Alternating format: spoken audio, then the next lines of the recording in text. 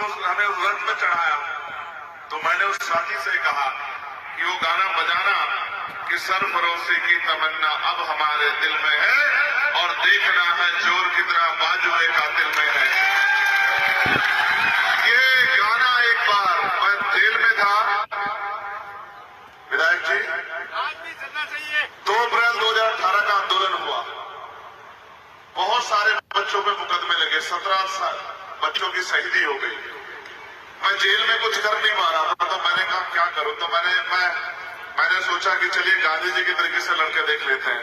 मैं भूख हड़ताल में चला गया, जेल में और कोई रास्ता नहीं था, अपना विरोध दर्ज कराना था। तो 8 दिन हो गए मुझे भूख हड़ताल। वो रोज अखबार में छपवा देते कि चंद्रशेखर तीनों टाइम खाना खा रहे। कहीं ना कहीं से मेरे परिचित अखबार की कटिंग मुझे लाकर देते, देखो आज ये छपा। बाहर लोग आंदोलन कर रहे थे, मैं उस आंदोलन का साझेदार बनना चाहता था बस। तो मैंने अपने अधीक्षक से कहा कि सर, उन्होंने कहा चंद्रशेखर कोई मांग हो तो बताओ। मैंने कहा एक ही मांग है, आज आप मुझे लेजेंड ऑफ भगत सिंह दिखवा दो। तो अधीक्षक मुझसे कहने लगे कि बिना उसको देखे तुमने हमारी नाक में दम कर रखा, उसको देख के जो है तुम और पक्का संकल्प कर लो। हम कहां जाएंगे भाई, हम नहीं दिखाएंगे। भगत सिंह केवल एक नाम नहीं है, भगत सिंह एक विचार, और जिसने वास्तविकता में शहीद आजम भगत सिंह को पढ़ा है, मैं शर्त लगा के कह सकता हूं कि दुनिया की कोई ताकत उसे तोड़ नहीं सकती। इसलिए मैंने कहा कि वो गाना बजाओ, और मैं पूरे रास्ते उसको सुनता आया, क्योंकि मैंने उनको जब पढ़ा और उनके एक एक बात में क्या दम था। उन्होंने अपनी मां से कहा क्रांतिकारी होते हुए कि जब मुझे मिलने आओ आखिरी बार रोना मत, वरना लोग ये कहेंगे कि एक क्रांतिकारी भगत सिंह की मां रो रही, मैं कमजोर पड़ जाऊंगा। जब उनके पिता ने ब्रिटिश गवर्नमेंट को खत लिख दिया कि उनकी फांसी की सजा माफ कर दी जाए, तो वो अपने पिता से लड़ बैठे और उन्होंने अपने पिता से कहा कि आज आपने मुझसे मेरे साथ धोखा किया है, मेरे आंदोलन के साथ, आज आपने मेरी पीठ में छुरा घोंपने का काम किया है, आपको कोई अधिकार नहीं मेरी लड़ाई को कमजोर करने का। मैं अंग्रेजों के सामने झुकूंगा नहीं किसी भी कीमत पे।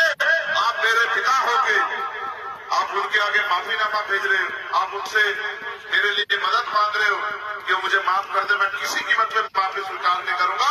मैंने फांसी का तख्त इसलिए अपने लिए तय किया है कि मेरे जाने के बाद लोग जाग जाए।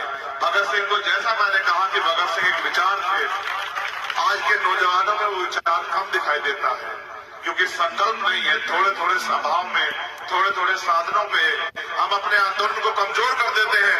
आप सोचिए, अगर वो विचार शक्ति के रूप में परिवर्तित नहीं हुआ होता, अगर वो आंदोलन संघर्ष के रूप में मजबूत नहीं हुआ होता, तो क्या आज अंग्रेजों से गुलाम आजादी हम लोग ले पाते?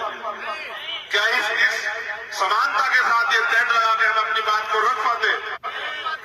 ये इसको संभव करने के लिए बलिदान देना पड़ा है। इसलिए मैं आपसे भी कहना चाहता हूं, आप ये सोचते हो कि नारे लगाने से आजादी नहीं आएगी, नारे लगाने से कोई आजादी नहीं आएगी। हाँ, अगर नारे में सच्चाई हो, लगाने वाला ईमानदार हो, तो वो नारा जिसके कान तक जाएगा उसको कम से कम उसके कान में सुसराहट पैदा होगी कि किसी बात पर चर्चा हो रही है। मैं लगातार आंदोलन में रहता हूं, इसलिए रहता हूं, मैं जानता हूं कि ये सरकारें आंदोलन से डरती नहीं है, लेकिन मैं चाहता हूं कि लोग जागते रहें। आंदोलन चलेगा, 13 महीने किसान बैठते रहे बॉर्डर पे,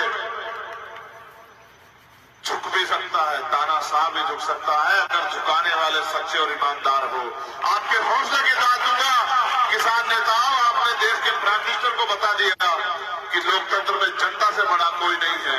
इसलिए मैं आपसे कहना चाहता हूं, मैं मध्य प्रदेश के बाद राजस्थान की यात्रा में आया, और एक आज जो बीता है मेरे ऊपर,